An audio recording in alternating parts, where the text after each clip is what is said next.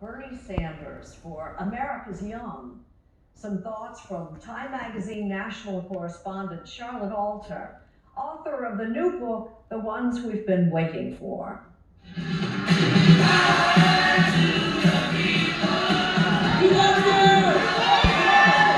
After two strong showings by Bernie Sanders in the last 2 weeks, many of you may be wondering why so many young people are enthralled with the 78-year-old socialist.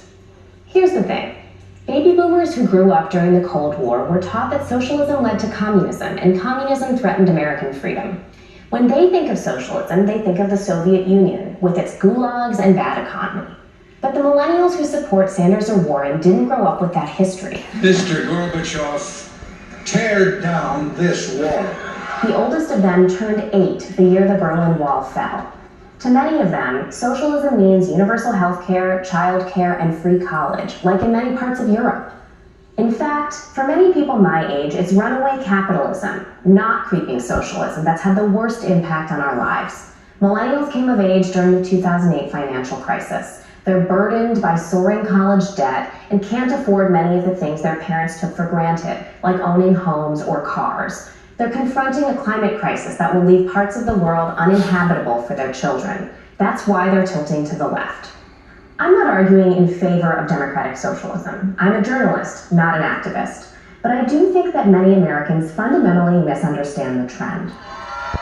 When millennials say they're socialists, they mean they want to elect leaders who will address the affordability crisis in housing, healthcare, childcare, and college tuition, and move aggressively on climate.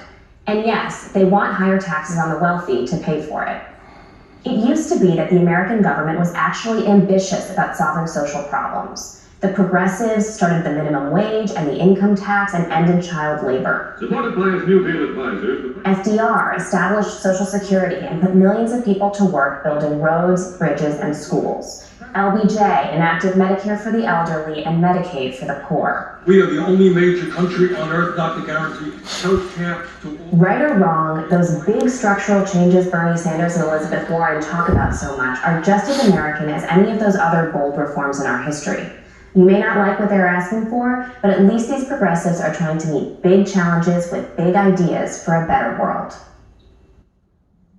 Commentary from Charlotte Alter. And now to Margaret Brennan in Washington for a look at what's ahead on Face the Nation. Good morning, Margaret. And good morning to you, Jane. How is the U.S. going to contain the coronavirus? Thank you, Margaret. And next week here on Sunday Morning.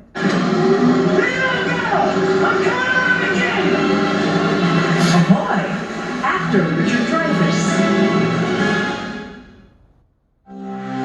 My body is truly powerful.